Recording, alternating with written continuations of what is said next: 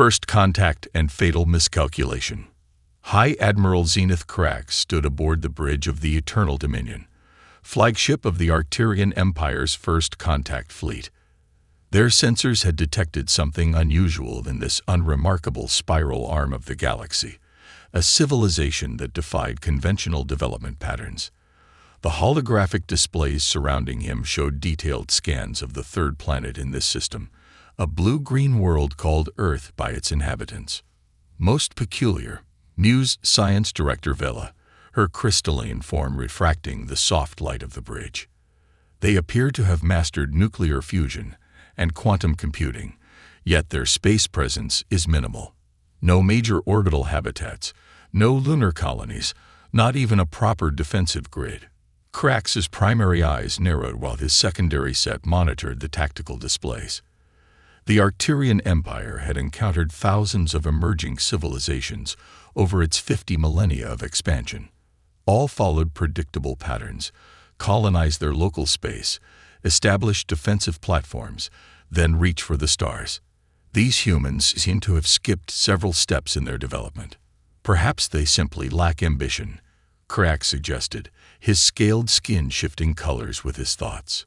Their communication networks are primitive, mostly wireless electromagnetic transmissions. Their spacecraft are chemically propelled. They barely maintain a small orbital station. That's what concerns me. Admiral, Vela responded, her crystalline facets pulsing with anxiety. Their technological progression is inconsistent. They've achieved breakthroughs in theoretical physics that should be beyond their capabilities, yet they persist with antiquated methods of space travel. Crax dismissed her concerns with a gesture. The Empire's protocols for first contact were well established, refined through countless encounters. Show overwhelming force, offer protection and guidance, and receive submission. Those who refused simply learned their lesson the hard way. Initiate first contact protocols, Crax commanded. Standard display of force. Let's show them what real civilization looks like. The Eternal Dominion's quantum projectors activated, creating massive holographic displays above Earth's major cities. The entire first contact fleet shimmered into visibility, thousands of ships stretching across the sky in a display meant to inspire awe and submission. People of Earth, Crax's translated voice boomed across the planet's communication networks. I speak on behalf of the Arcturian Empire. Your world has been chosen for integration into our magnificent civilization. Prepare your leaders for consultation within one planetary rotation. Resistance is. Message received and acknowledged, came the response, interrupting Crax mid-sentence. The voice was calm, almost artificially so. Coordinates for diplomatic exchange are attached. Please limit your delegation to 3 representatives.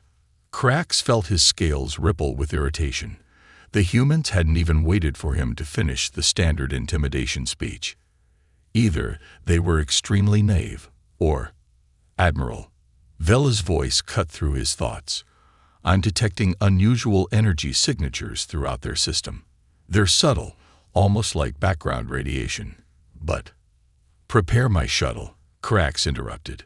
Standard diplomatic protocol. 2 honor guards and yourself, Vela. Let's see what these humans make of real technological superiority. The diplomatic shuttle descended through Earth's atmosphere, its quantum shields creating a spectacular light show. They landed at the designated coordinates, a simple building in a city called Geneva. No massive government complex, no military presence, not even basic security screening. Just a plain structure that seemed to absorb light in an unusual way. Inside, they found a single room with a round table. 3 humans waited, dressed in simple dark suits that seemed to shift and flow like liquid shadow. No weapons, no guards, no obvious technology. The central figure, a woman with silver-threaded black hair and eyes that seemed to hold ancient wisdom, smiled warmly. "Welcome to Earth," she said, her voice matching the one from the earlier transmission. "I am Dr. Alexandra Chen, speaker for the collective. These are my colleagues, Dr. Marcus Okonjo and Dr. Sarah Jung. We're pleased you chose to meet in person. Krax noted the emphasis on chose, but proceeded with the standard integration speech, explaining how Earth would benefit from Arcturian protection and guidance. Dr. Chen listened patiently, her expression unchanged. When he finished, she placed a small object on the table, a perfectly smooth sphere that seemed to contain galaxies. "Let me explain something about humanity," she said, her voice still gentle but carrying an undertone that made Krax's scales bristle. "We evolved differently than you might expect. We don't build up. We build in. We don't expand outward. We expand inward." The sphere activated, projecting what appeared to be a complex network of interconnected points throughout the solar system. What you see as primitive technology is simply the surface. What you perceive as weakness is simply patience. What you consider isolation is actually integration on a level your empire has never achieved. Krax felt the first real stirring of unease. "Are you refusing integration into the empire?" "No, Admiral," Dr. Chen smiled, and for the first time, it didn't reach her eyes. "We're warning you that you may have fundamentally misunderstood what humanity is. Every piece of space debris in our system, every satellite, every seeming piece of primitive technology, they're all connected. They're all aware. They're all part of us." As if on cue, Vela's crystalline form pulsed with alarm. "Admiral, I'm detecting quantum signatures throughout the system. Millions of them. They're talking to each other." Dr. Chen stood, her colleagues following suit. "You have 12 hours to leave our system, Admiral Krax. After that, we cannot guarantee your safety. You see, humanity doesn't just use technology. We've merged with it. Every nanoscale particle in our system is part of our collective consciousness. We are not a civilization that needs to be uplifted. We are something your empire has never encountered before." As Krax and his delegation hurried back to their shuttle, the true magnitude of their miscalculation began to dawn on him. They hadn't found a primitive civilization waiting to be conquered. They had stumbled upon something far more dangerous, a species that had evolved beyond the need for obvious displays of power. And now they had 12 hours to decide whether to retreat or face the consequences of their fatal assumption. The network awakens. Admiral Krax paced the bridge of the Eternal Dominion, his scales shifting between shades of deep purple and storm gray as he contemplated the humans' warning. 11 hours had passed since their return from Earth, and the fleet remained in position, weapons primed and shields at maximum strength. No empire had ever retreated from first contact. It would be unprecedented, unthinkable. "Admiral." Vela's crystalline form pulsed with increasing anxiety. "The quantum signatures throughout the system, they're changing. The pattern is unlike anything in our databases." Krax stopped his pacing to study the main tactical display. What had appeared to be simple debris fields around Earth and its neighboring planets now showed complex energy patterns, like neural networks awakening from dormancy. "Magnify Sector 7, he commanded, focusing on a cluster of what they had assumed were defunct satellites. The holographic display zoomed in, showing the objects beginning to move with precise, coordinated purpose. Their surfaces rippled and shifted, revealing structures that had been hidden beneath what now appeared to be adaptive camouflage. "Message incoming," announced the communications officer, her tentacles writhing with nervous energy. "Text only, broadcasting on all frequencies." The message appeared on the main screen. "Final warning. 1 hour remaining. Your presence has been analyzed. Your technology has been understood. Your intentions have been evaluated." Krax felt his pride surge. The Empire had faced threats before, had crushed civilizations far older than humanity. These humans, for all their mysterious technology and cryptic warnings, needed to be taught their place in the galactic order. "Launch probe drones," he ordered. "Full spectrum analysis of those transforming structures. Prepare the fleet for combat formation Delta 9. The probe drones shot forth from the fleet's carriers, their quantum sensors primed to analyze the mysterious human technology. They never reached their targets, Halfway to their destinations, the drones suddenly stopped, their energy signatures changing. Admiral Vela's voice carried an edge of panic. The drones, they're being reprogrammed at the quantum level. The humans aren't just controlling them, they're recreating them. The drones turned, their structures flowing like liquid metal, transforming into configurations that bore little resemblance to their original forms. A new message flashed across the command screens. Thank you for the contribution. Your technology will be integrated and improved. Throughout the solar system, what had appeared to be space debris began to move with purpose. Clouds of nanoscale particles coalesced into larger structures. Asteroids split apart to reveal hidden cores of advanced technology. Even the dust in space seemed to come alive with purpose. Detecting quantum entanglement signatures from Mars' direction, reported the sensor officer. Something massive is emerging from beneath the surface. The red planet's surface rippled like water, and a vast structure rose from what had appeared to be nothing more than a desert plain. It unfolded like a massive flower blooming in space, each petal a constellation of technology that defied imperial understanding. Admiral Vela's voice was barely a whisper. I'm detecting similar movements from Venus, from Jupiter's moons, from the asteroid belt. They're everywhere. The entire system is alive. Kurax finished, watching as the tactical display became a chaos of movement and transformation.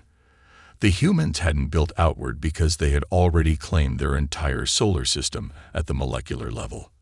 A new presence made itself known on the command frequency, and Kurax recognized Dr. Chen's voice, though now it seemed to come from everywhere at once, resonating through the quantum fabric of space itself. We tried to warn you, Admiral, she said, her voice carrying a note of genuine regret. Humanity evolved beyond the need for traditional expansion centuries ago. We don't build ships. We transform matter itself. We don't establish colonies. We integrate with entire worlds at the quantum level. What you see as our solar system isn't just our home. It's us. All of it. Every particle, every wave, every quantum fluctuation is part of our collective consciousness. The massive structure that had emerged from Mars began to pulse with energy, and similar structures throughout the system responded in harmony. The entire solar system seemed to vibrate with a single purpose, a vast intelligence awakening to face a threat. Final warning, Admiral Kurax, Dr. Chen's voice continued. What you perceive as our weakness is simply our preference for peace. What you see as primitive technology is merely the surface of capabilities your empire cannot comprehend. Leave now, or face the full awakening of humanity's true form. Kurax stood frozen on his bridge, watching as the tactical displays showed more and more of the solar system coming alive with purpose. His empire had never retreated from first contact, had never backed down from a show of force. But they had also never encountered anything like this, a civilization that had transcended traditional concepts of technology and existence itself. The choice before him was clear: retreat and face the shame of failure, or stand and face an enemy that had just demonstrated mastery over matter at the quantum level.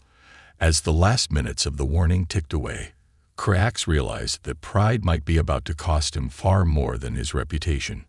The swarm response. Pride won. It always did with the Arcturian Empire. As the final seconds of humanity's ultimatum ticked away, Admiral Kurax gave the order that would be remembered in history as either his greatest triumph or his most catastrophic mistake. All ships, battle formation. His voice carried across the quantum-linked fleet communications. Prepare primary weapons. Target their largest structures first. The Arcturian fleet moved with practiced precision, thousands of ships arranging themselves into the Empire's feared Delta IX assault pattern. Energy weapons powered up, shields harmonized, and targeting systems locked onto the massive structures that had emerged throughout the solar system. Admiral Vela's crystalline form pulsed with rapid patterns of distress, the quantum signatures. They're changing again. The entire system is resonating. Before Kurax could respond, space itself seemed to shiver. The void between planets filled with pinpoints of light, like stars being born in miniature. Each point expanded, revealing itself as a cloud of microscopic machines, each smaller than a dust mote, all moving with synchronized purpose. Impossible, Vela whispered, her scientific detachment cracking. There are trillions of them. The energy required to maintain quantum coherence across such numbers. Fire, Krax commanded, his pride drowning out his growing sense of unease. The fleet's energy weapons discharged in perfect synchronization, thousands of beams of concentrated plasma streaking toward their targets. The human response defied everything Krax thought he knew about warfare. The clouds of nanomachines didn't attempt to dodge or block the attacks. Instead, they opened paths through their formations, allowing the energy beams to pass harmlessly through predetermined corridors of empty space. It was like trying to attack smoke with a sword. Energy weapons ineffective, reported the tactical officer, her tentacles writhing with anxiety. Switching to kinetic projectiles, the fleet's rail guns sprayed hypervelocity rounds across space, each capable of punching through conventional capital ship armor. The clouds of nanomachines responded by simply flowing around the projectiles, their collective movement resembling schools of fish avoiding predators. Then humanity struck back. The nanomachine swarms moved with sudden purpose, flowing together into larger structures that resembled abstract art more than weapons of war. Some formed massive nets that stretched for kilometers, while others condensed into geometric shapes that defied Euclidean geometry. Multiple quantum signatures approaching. The sensor officer shouted. They're everywhere. The nets of nanomachines passed through the fleet's shields as if they didn't exist, wrapping around ships like ghostly webs. Where they touched hull plating, the metal began to change, transforming at the molecular level. Hull breach on decks 3 through 7, reported the damage control officer. No, wait, there is no breach. The hull is changing. It's becoming something else. Krax watched in horror as sections of his fleet began to transform. The nanomachines weren't destroying the ships, they were converting them, restructuring matter itself to serve new purposes. Weapons turned to abstract sculptures. Engine cores rewrote themselves into unknown configurations. Admiral, Vela's voice carried a note of revelation. They're not just using technology. They've mastered matter itself. Every particle, every atom is a tool for them. We're not fighting ships or weapons. We're fighting against the fundamental forces of reality. A new structure emerged from the Mars facility, its form constantly shifting between states of matter. It moved through space like a wave, passing through solid objects as if they were illusions. As it approached the fleet, Krax felt something he hadn't experienced since his earliest days of the Academy. Pure, primal fear. Dr. Chen's voice returned, now emanating from the transformed sections of their own ships. You still don't understand, Admiral. We're not fighting you. We're incorporating you. Every weapon you fire, every technology you deploy, becomes part of us. We are evolution itself, constantly adapting, eternally transforming. Your empire thinks in terms of conquest. We think in terms of integration. The geometric shapes created by the nanomachine swarms began to pulse with energy that didn't register on any Imperial sensors. Ships throughout the fleet reported systems transforming. Computers rewriting themselves, quantum cores shifting to unknown configurations. Orders, Admiral. The tactical officer asked, her voice shaking as sections of the bridge itself began to shimmer with transformation. Krax stood frozen, watching his mighty fleet begin to dissolve into something new, something incomprehensible. The Empire had always assumed that technological superiority meant bigger ships, stronger weapons, better shields. But humanity had taken a different path, moving beyond the very concepts of conventional technology and warfare. Fall back, he finally ordered, his pride shattered by the weight of understanding. All ships, emergency temporal jump. Get us out of this system. But as the fleet engaged their temporal drives, Krax realized that retreat might no longer be possible. The fabric of space around them had changed, altered by humanity's quantum-level manipulations. They weren't just trapped in Earth's solar system. They were becoming part of it, whether they wanted to or not. The transformation had begun, and for the first time in its history, the Arcturian Empire faced an enemy it couldn't fight, because that enemy didn't believe in fighting at all. They believed in evolution, in transformation, in becoming something new. And now, Krax realized with dawning horror, his fleet was about to become part of humanity's next evolutionary step. Turning the tide. The Eternal Dominion hung in space, its once pristine hull now a shifting canvas of transformation. Admiral Krax watched through rapidly changing view screens as sections of his fleet continued to evolve into forms that defied Imperial classification. 3 hours had passed since their failed attempt to escape the solar system, and with each passing moment, more of their technology succumbed to humanity's incomprehensible influence. Status report, Krax commanded, his scales now a muted gray of uncertainty. Vela's crystalline form had partially merged with the ship's transformed systems, her consciousness now straddling the boundary between Imperial technology and human evolution. The transformation has reached 63% of the fleet, Admiral. But it's not destruction. It's enlightenment. The change in Vela's tone made Krax's secondary hearts skip a beat. Where there had been fear, there was now wonder. Where there had been confusion, there was growing understanding. "Explain," he demanded, watching as another cruiser's weapon systems dissolved into flowing patterns of light and matter. "They're not destroying us, Admiral." Vela's voice resonated with new harmonics. "They're showing us what we could become. Every ship they transform becomes part of their network, but it retains its identity. It's like waking up from a dream of being alone to find yourself part of an infinite family." A new message appeared across all still functioning displays. "Your resistance is understandable but unnecessary. Evolution is not destruction. Change is not death. Join us in understanding." Krax felt a familiar surge of Imperial pride, but it was tempered now by the undeniable evidence before him. His mighty fleet, the pride of the Empire, was being unmade and remade by an enemy that refused to even acknowledge the concept of combat as the Empire understood it. "Scientific analysis," he barked, clinging to protocol like a shield against chaos. "What exactly are they doing to our ships?" "They're rewriting reality at the quantum level," Vela explained, her form pulsing with excitement. "Every particle of matter in our ships is being invited to join their network. It's not forced conversion. It's more like opening a door and showing atoms themselves a better way to be." Through the remaining conventional sensors, Krax watched as the massive structure from Mars approached his flagship. Unlike before, he could now see it clearly. A fractal pattern of infinite complexity, each layer containing worlds of technology that operated on principles that made Imperial science look like a child's first attempts at engineering.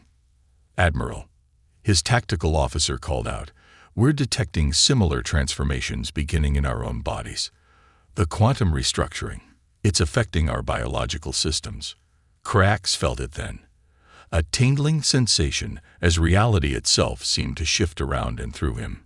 His scales began to shimmer with colors he had never seen before, his multiple eyes perceiving spectrums of existence that had always been there, but that his limited Imperial biology had never been able to process. Dr. Chen's voice returned, but now it was inside his mind, carried on waves of quantum entanglement that linked every particle of his being to the vast network humanity had created.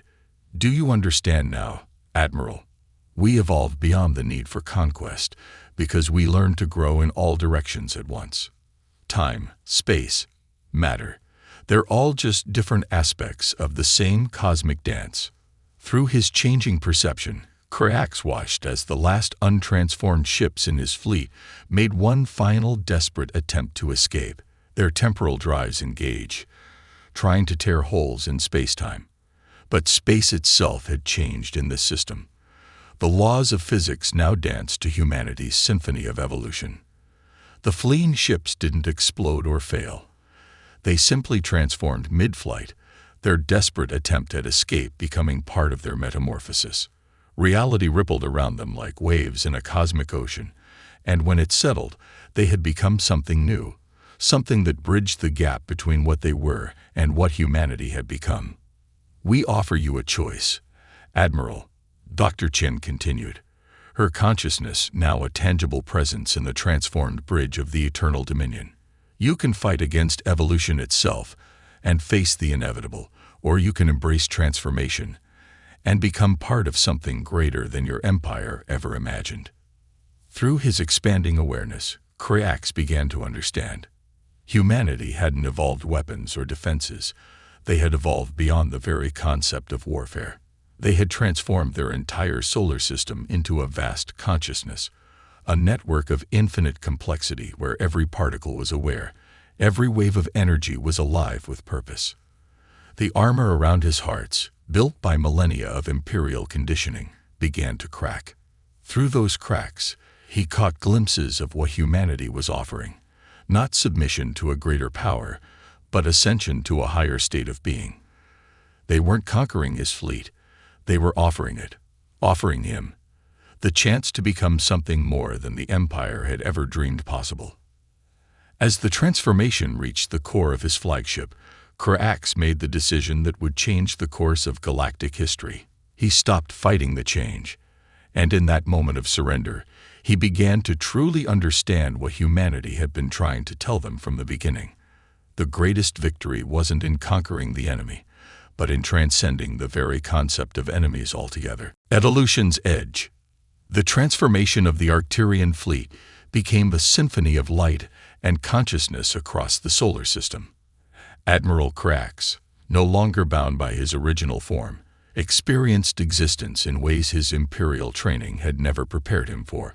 His consciousness expanded through the quantum network that humanity had woven through reality itself, and for the first time, he truly understood what they had become.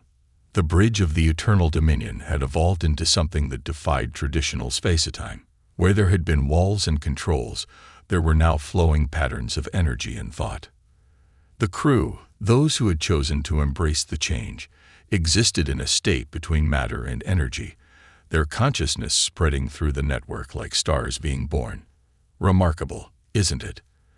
Dr. Chen's presence manifested beside him, her form a coherent pattern in the quantum flow. "This is what we discovered centuries ago, that the true frontier wasn't out there in space, but in here, in the very fabric of reality itself." Through his expanded awareness, Krax could see the truth of humanity's journey. They hadn't retreated from space exploration. They had transcended it. Every asteroid, every particle of cosmic dust, every wave of energy had become part of their extended consciousness. The solar system wasn't their prison. It was their first metamorphosis. "But why remain here?" Krax asked, his thoughts rippling through the quantum field. "With this level of evolution, you could have spread throughout the galaxy."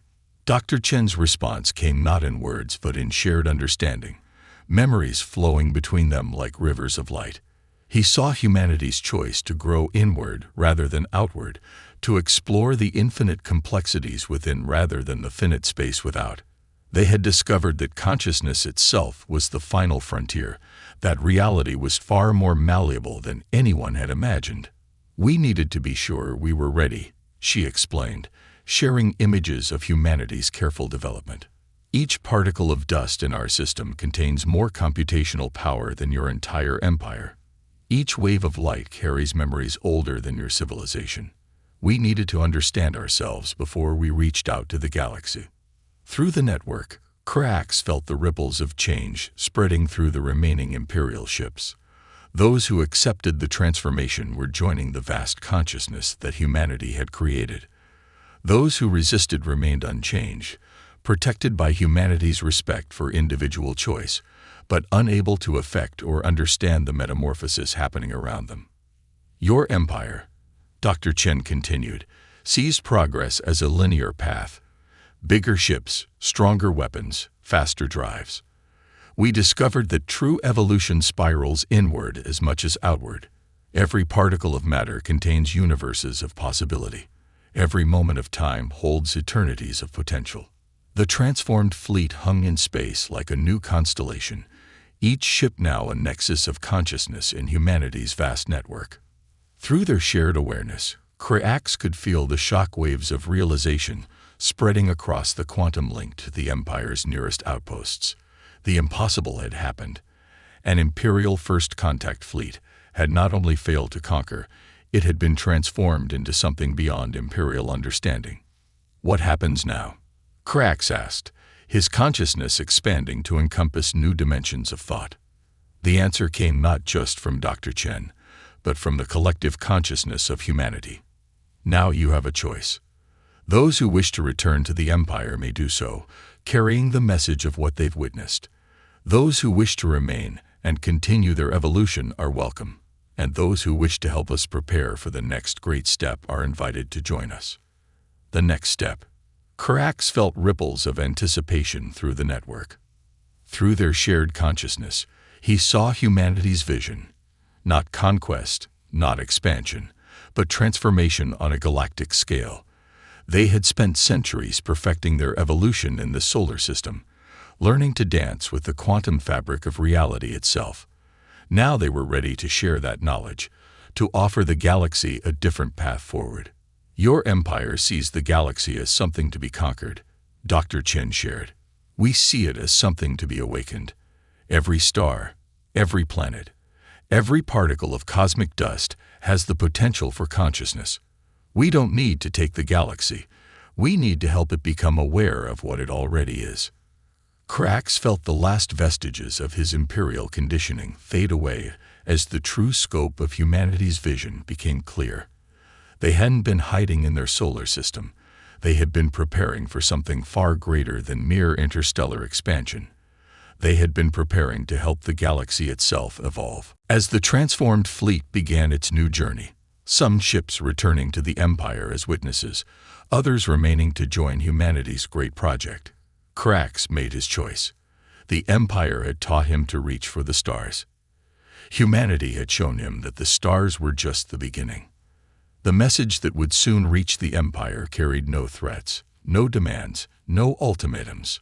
It carried instead an invitation, an opportunity to be part of something greater than conquest, something more profound than power. Humanity had learned to transcend the boundaries of space, time, and consciousness itself, and now they were ready to share that evolution with a galaxy that never knew it was waiting to wake up. In the space where the eternal dominion had once existed, a new consciousness bloomed, ready to help guide the galaxy toward its next great awakening. The day the Arcturian Empire had marked for conquest had become instead the day the galaxy began its journey toward universal consciousness, one particle at a time.